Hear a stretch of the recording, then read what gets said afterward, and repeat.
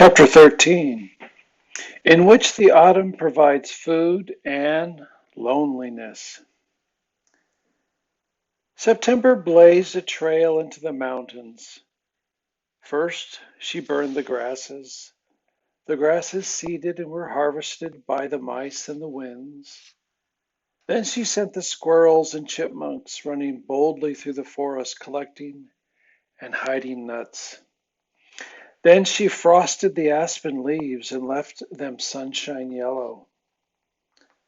Then she gathered the birds together in flocks, and the mountain top was full of songs and twitterings and flashing wings. The birds were ready to move to the south. And I, Sam Gribley, felt just wonderful, just wonderful. I pushed the raft down the stream and gathered arrowleaf bulbs, cattail tubers, bulrush roots, and nut-like tubers of the sedges.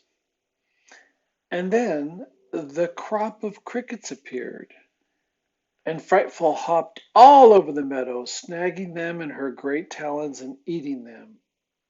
I tried them because I had heard they are good, but I think it was another species of cricket that was meant. I think the field cricket would taste excellent if you were starving. I was not starving, so I preferred to listen to them. I abandoned the crickets and went back to the goodness of the earth. I smoked fish and rabbit, dug wild onions by the pouchful, and raced September for her crop. October 15th. Today the Baron Weasel looked moldy. I couldn't get near enough to him to see what was the matter with him, but it occurs to me that he might be changing his summer fur for his white winter mantle. If he is, it is an itchy process. He scratches a lot. Seeing the Baron changing his mantle for winter awoke the first fears in me. I wrote that note on a little birch bark, curled up on my bed, and shivered. The snow and the cold and the long, lifeless months are ahead, I thought. The wind was blowing hard and cool across the mountain. I lit my candle and took out the rabbit and squirrel hides I'd been saving and began rubbing and kneading them into softness. The Baron was getting a new suit for winter. I must have one too. Some fur underwear, some mittens, fur-lined socks.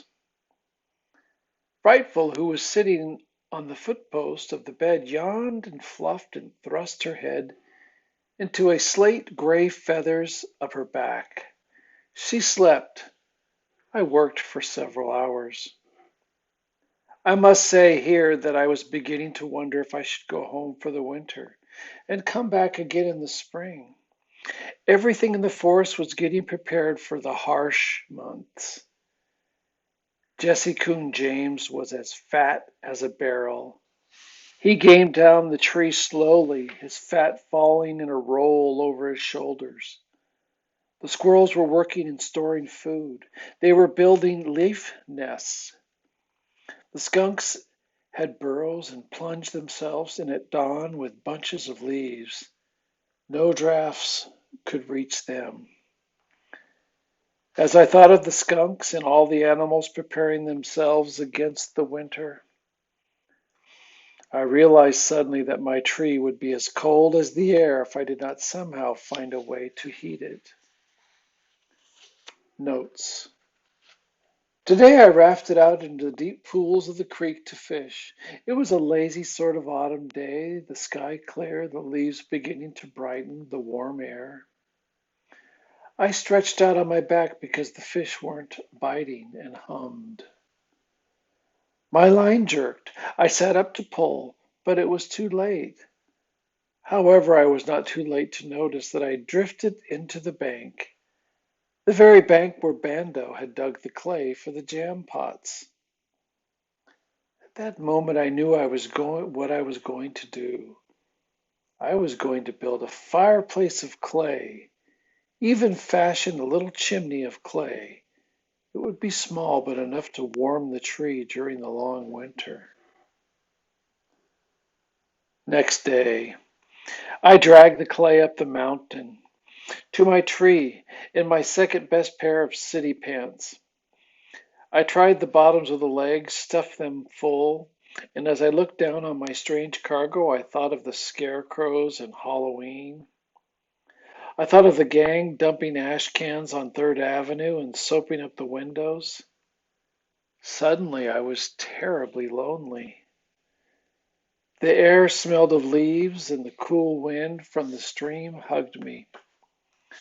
The warblers in the trees above me seemed happy and glad about their trip south. I stopped halfway up the mountains and dropped my head. I was lonely and on the verge of tears.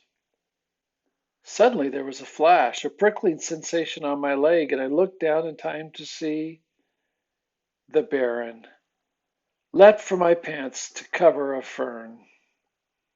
He scared the loneliness right out of me.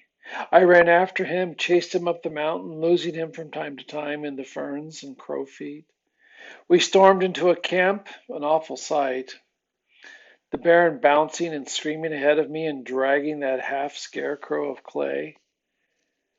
Frightful took one look and flew to the end of her leash.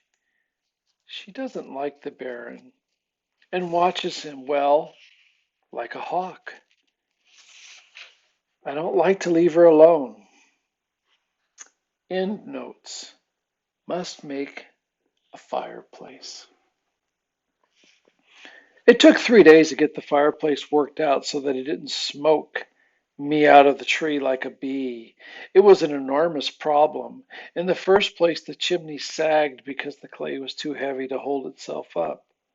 So I had to get some dry grasses to work into it so it could hold its own weight. I whittled out one of the old knot holes to let the smoke out and built the chimney down from this. Of course, when the clay dried, it pulled away from the tree and all the smoke poured back in on me. So I tried sealing the leak with pine pitch, and that worked all right. But then the funnel over the firebed cracked, and I had to put wooden props under that. The wooden props burned, and I could see that it wasn't going to work either. So I went down the mountain to the site of the Gold Gribbly farmhouse and looked around for some iron spikes or some sort of metal. I took the wooden shovel that I had carved from the board and dug around what I thought must have been the back door or possibly the wood house. I found a hinge, old handmade nails that would come in handy, and finally, treasure of treasures, the axle of an old wagon. It was much too big. I had no hacksaw to cut it into smaller pieces, and I was not strong enough to heat it and hammer it apart. Besides, I didn't have anything but a small wooden mallet I had made. I carried my trophies home and sat down before my tree to fix dinner and feed Frightful. The evening was cooling down for a frost. I looked at Frightful's warm feathers. I didn't even have a deer hide for a blanket. I had used the two I had for a door and a pair of pants. I wish that I might grow feathers. I tossed Frightful off my fist, and she flashed through the trees and out over the meadow. She went with a determination strange to her. "She is going to have to leave," I cried. "I have never seen her fly so wildly." I pushed the smoke fish aside and ran to the meadow. I whistled and whistled and whistled until my mouth was dry, and no more whistle came. I ran onto the big boulder. I could not see her. Wildly I waved the lure. I licked my lips and whistled again. The sun was a cold, steely color as it dipped below the mountain. The air was now brisk and Frightful was gone. I was sure that she had suddenly taken off on the migration. My heart was sore and pounding. I had enough food, I was sure. Frightful was not absolutely necessary for my survival, but I was now so fond of her. She was more than a bird, I knew. I must have her back to talk to and play with if I was going to make it through the winter. I whistled, then I heard a cry in the grasses up near the white birches. In the gathering darkness, I saw movement. I think I flew to the spot, and there she was. She had caught herself a bird. I rolled into the grass beside her and clutched her Jessie's.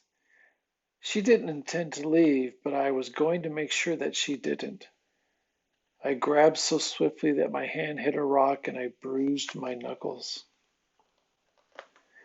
The rock was flat and narrow and long. It was the answer to my fireplace. I picked up Frightful in one hand and the stone in the other. I laughed at the cold, steely sun as it slipped out of sight because I knew I was going to be warm. This flat stone was what I needed to hold up the funnel and finish my fireplace. And that's what I did with it. I broke it into two pieces, set one on each side under the funnel, lit the fire, closed the flap of the door, and listened to the wind bring the first frost to the mountains. I was warm. Then I noticed something dreadful. Frightful was sitting on the bedpost, her head under her wings. She was toppling. She jerked her head out of her feathers. Her eyes looked glassy.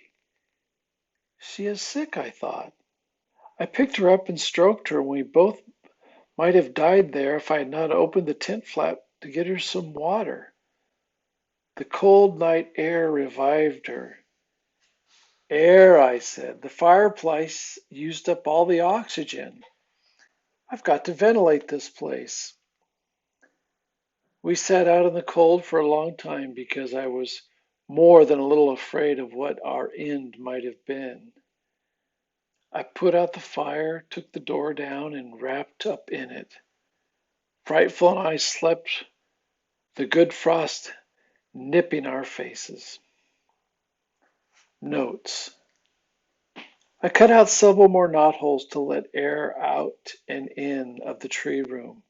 I tried it today and I have Frightful on my fist watching her. It's been about 2 hours and she hasn't fainted and I haven't gotten numb. I can still write and see clearly. Test. Frightful's healthy face.